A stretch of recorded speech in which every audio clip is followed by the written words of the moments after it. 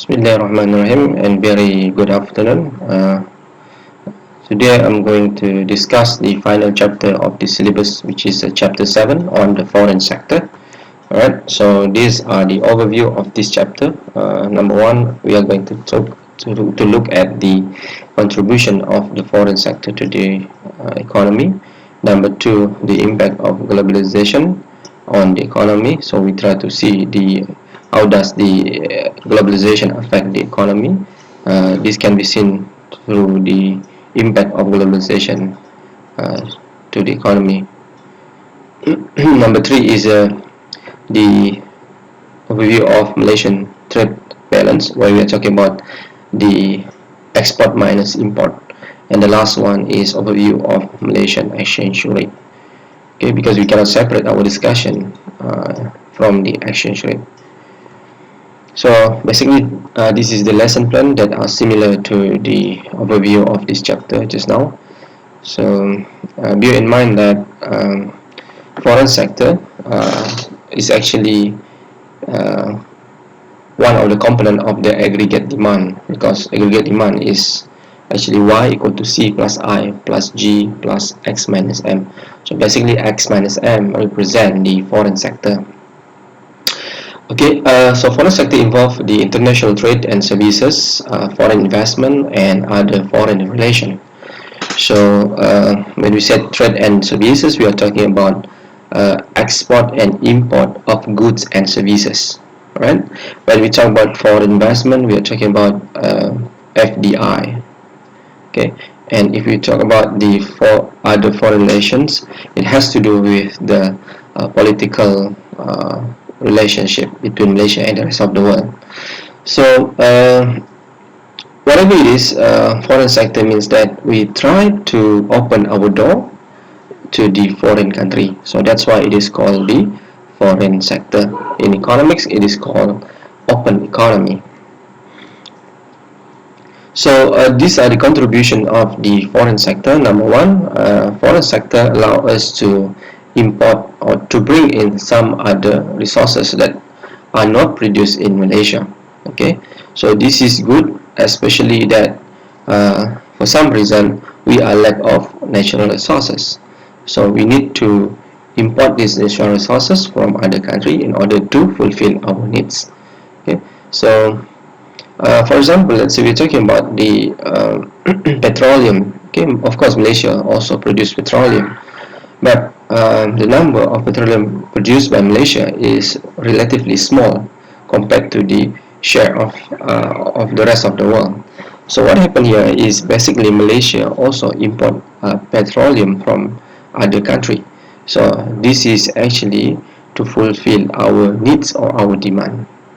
Number two is a specialization. Specialization means we are focusing on producing good that we good at, and this actually has to do with the theory of comparative advantages and absolute advantages.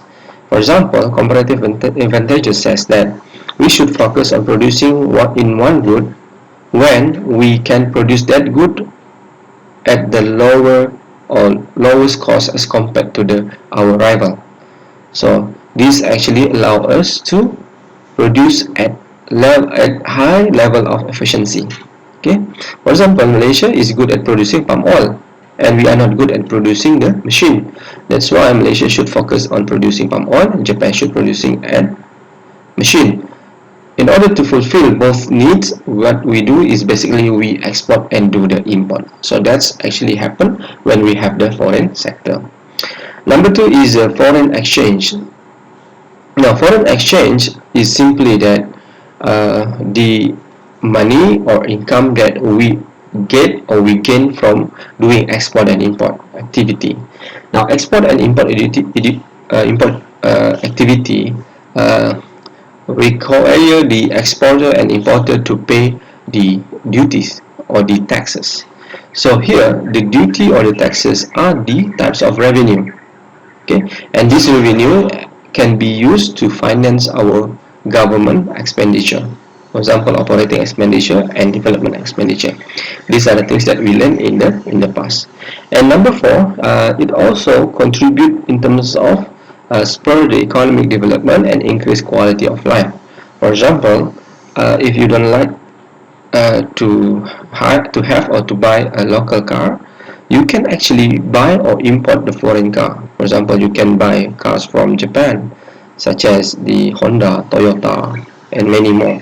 Or maybe you also can buy a car from the Europe. Okay, we have Mercedes-Benz, BMW, and many more. So basically, this actually will improve our quality of life.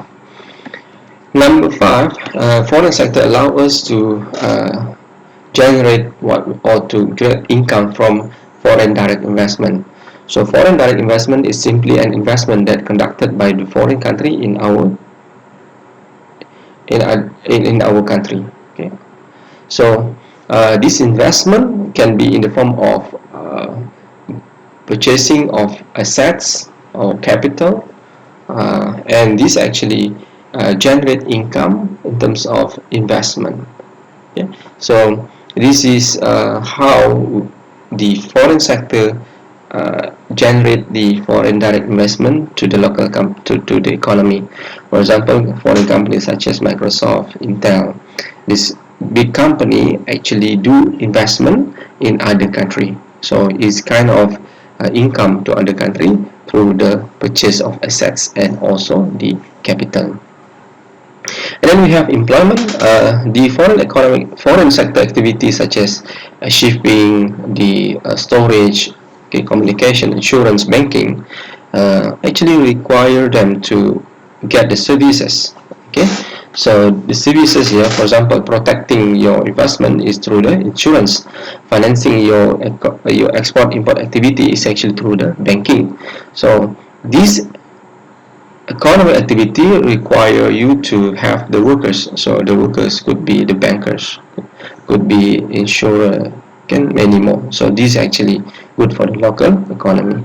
Number seven is a market expansion, where your product is not only produced or sold in Malaysia, you also can sell it outside Malaysia. So here it gives more exposure to your product.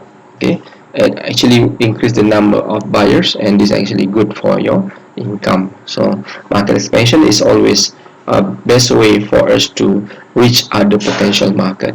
Okay, and the last but not least is technology transfer, where the foreign sector allows you to import some machines that we cannot produce, and these machines are good. Why? Because it helps you to produce more goods and services, especially in the production activity.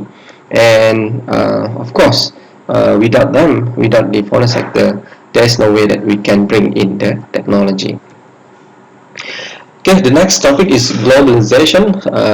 Actually, we cannot separate the globalization from foreign sector, because globalization itself is a part of the foreign sector.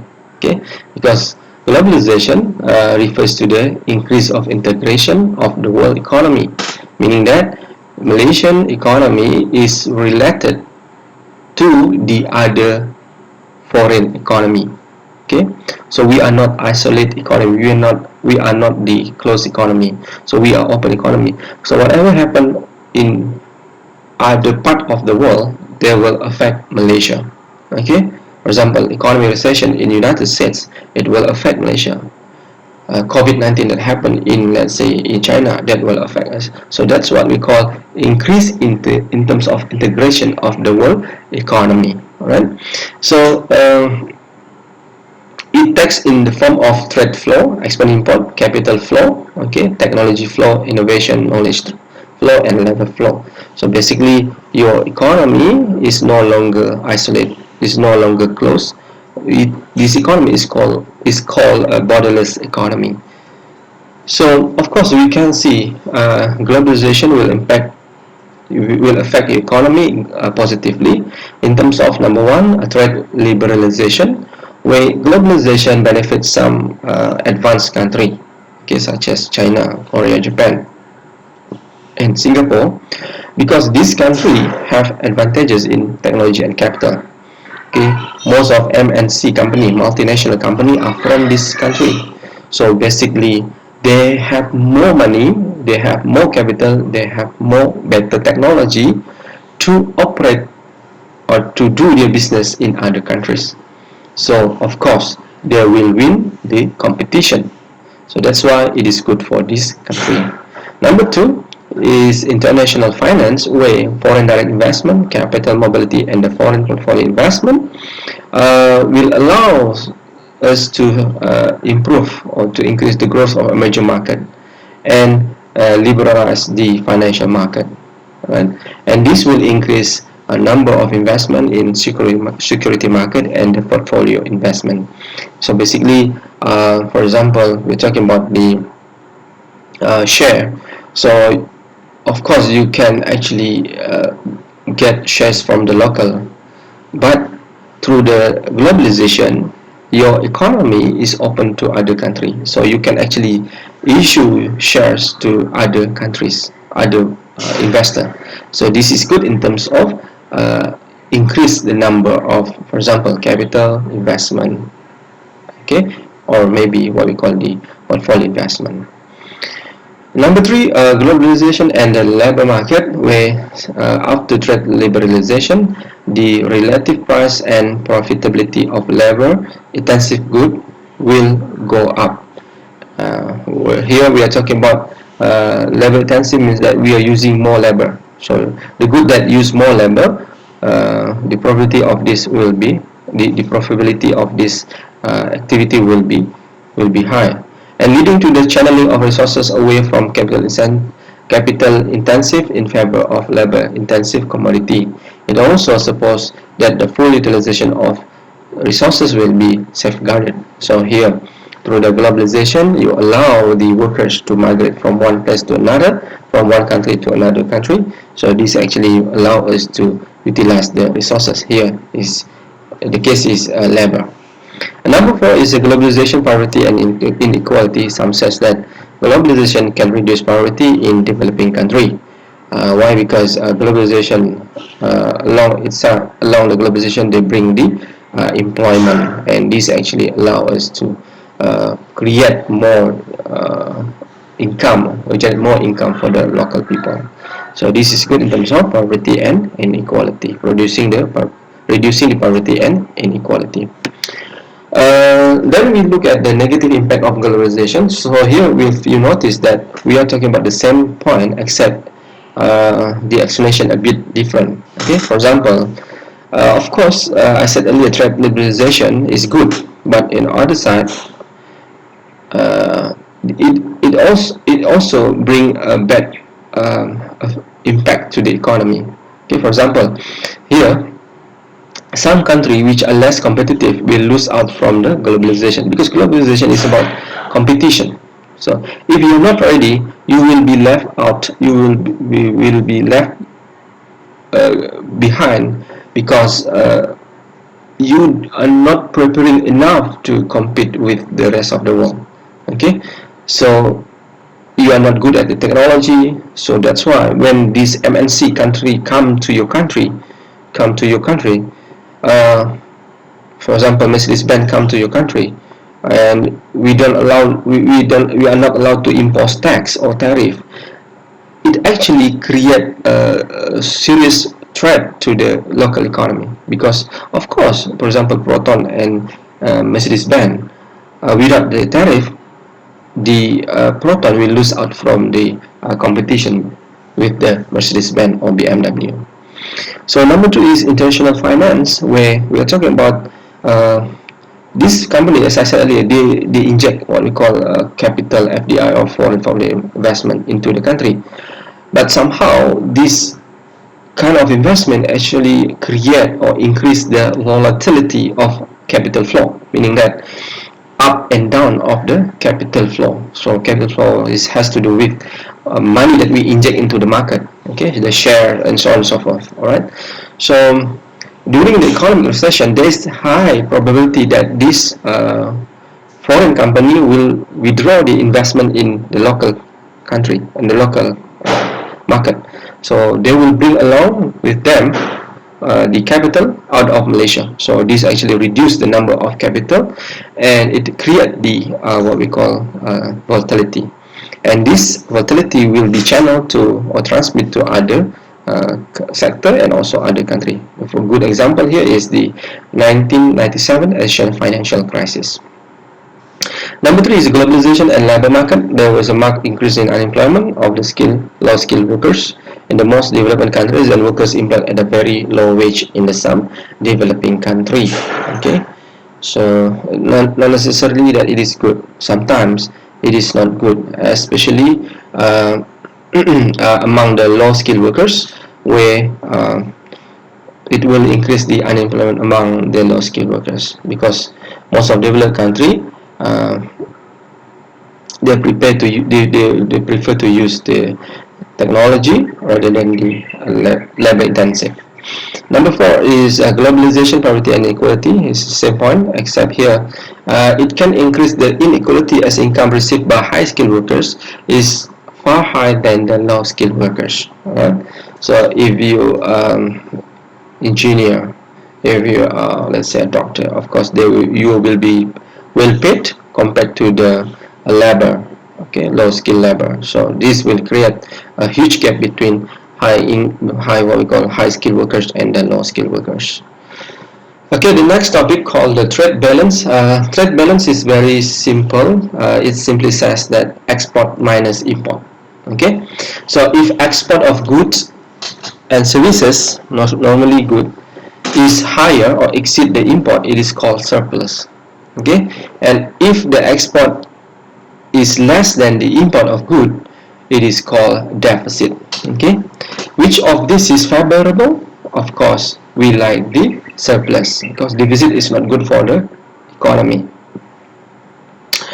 Okay, so these are the costs of the deficit in our trade balance, export minus import, meaning that what are the costs to higher import rather than cost compared to the export.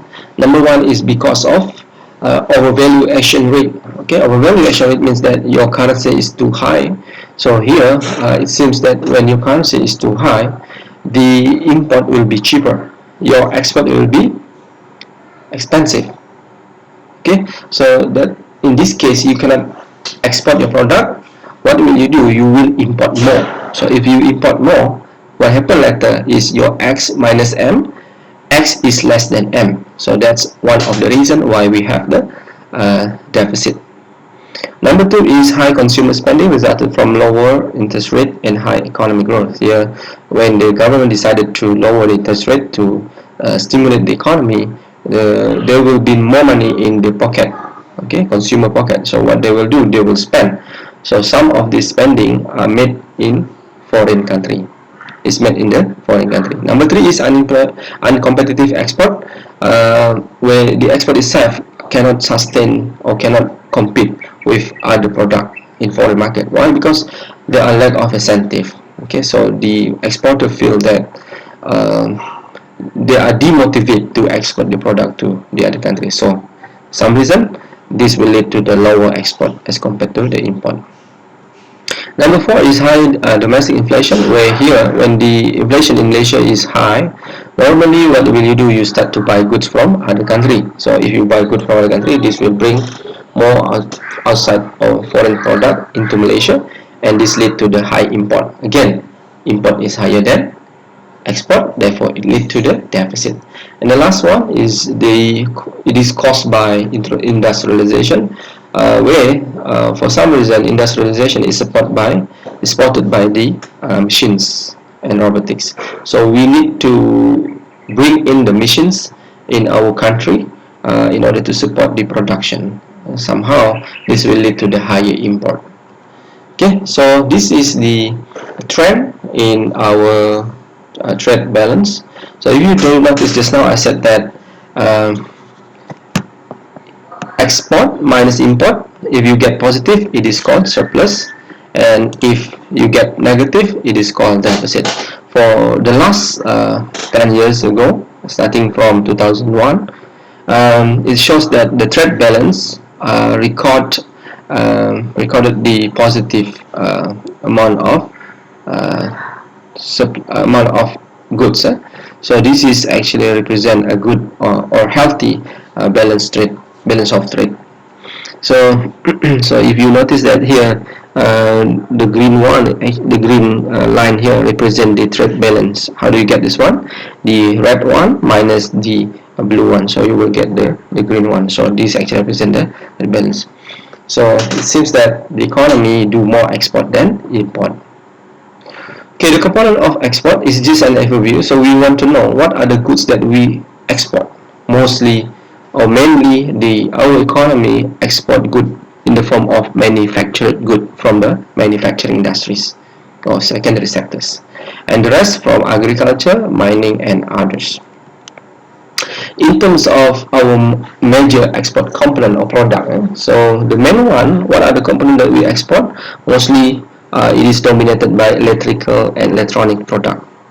Okay, and then we have here the what we call petroleum product. Okay, it account for 7.6%. Okay, and the rest is palm oil, so on and so forth. Okay, so basically our economy is mainly dominated by the electrics and electronic product, as well as petroleum product in terms of the export. Okay, how about the top 10 major import product, meaning that what are types of product that we import from other country? It is the same. Okay, most of the time, all the time, our imported product are the electrical and electronic product, and also as you can see we have the chemicals and chemical product, and also the petroleum product. So both of them account for 9.4%, 9.4%. So it is about 19%, right? And the rest you can see in this pie chart. Okay, so who are the main trading partner for Malaysia in terms of export? As you can see, the main one is Singapore and the China. Followed by that, it is United States of America. So whatever happen in this country, they will affect our country. So that's why we need to have a good relationship between Malaysia, Singapore, Malaysia, China, and Malaysia, United States. And who are the major importer of our product? I mean, which country that supply the import or the product to Malaysia? Mainly, this is provided by the China. Okay, and then it is followed by Singapore. So most of our product came from China, Singapore, and also United States. So these three countries are the major trade partner for Malaysia in 2018 until 2019. Okay, the last part of this chapter is called the foreign exchange. So here, the foreign exchange should be seen in terms of ringgit Malaysia in $1. That's why I put RM over the USD 1. Okay, so foreign exchange rate is the price of nation currency, ringgit Malaysia, in terms of other currency, which is US dollar. So it is the minimum number of unit of one currency, foreign country's currency, required to purchase 1 unit of other foreign currency. Why do we need the foreign exchange? Because we need to pay them in their currency. Okay, so that's why if we import good, we need to pay them. We pay them with foreign exchange. So these are the two things that we need to know about foreign exchange. So the first one is called appreciation. The second one is called depreciation. Okay, so appreciation has to do with when the exchange rate is too high, the foreign have to find more their own currency to buy ringgit Malaysia. For example, they need more US dollar to buy ringgit Malaysia. So this is called appreciation. Okay, here the importer are advantageous as they need to find less ringgit Malaysia for their import, right? And then this depreciation is when the exchange rate is low, foreigners need less of their own currency to buy ringgit Malaysia. Here, the exporter are advantageous as the price of the goods are fallen on overseas market to quantity demand and lead to the increase in quantity demand. Okay, so currently Malaysia is currently Malaysia is experiencing the what we call depreciation of ringgit Malaysia, meaning that $1 is equivalent to, let's say, 4.3 in the last, let's say, 1 year, in the last 10 months, or let's say 12 months ago. Maybe the exchange rate is RM4 ringgit for $1.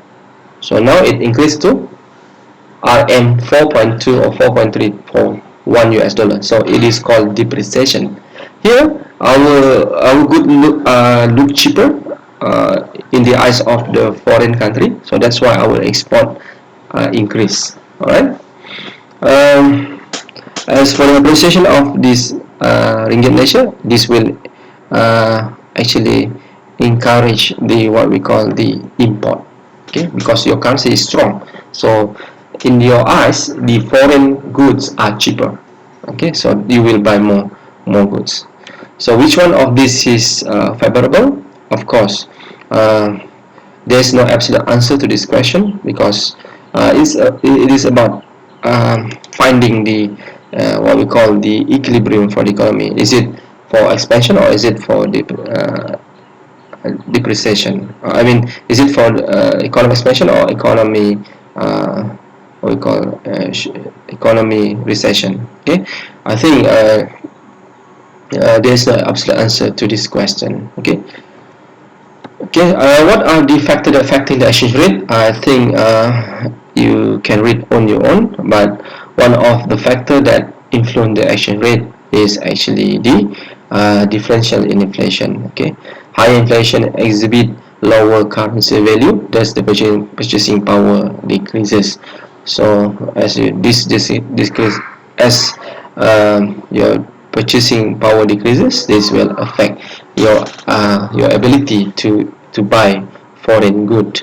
Okay, so that's the reason why we have the the change in the exchange rate. Okay, another example is because of the, let's say we talk here about the economic growth. Investors seek country with a strong economic foundation. Okay, if your economic growth is very high and stable, investors prefer to do investment in your country, and this will give a strong image, a strong what we call environment, a good environment to other investors. This will attract more investors, and this will improve your exchange rate. Okay, because they prefer to do the investment in your country, so of course they need to buy, to use your currency.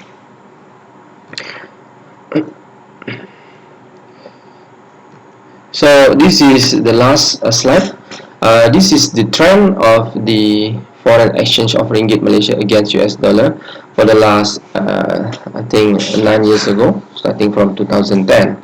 So as you can see that there is an increased trend in this exchange rate.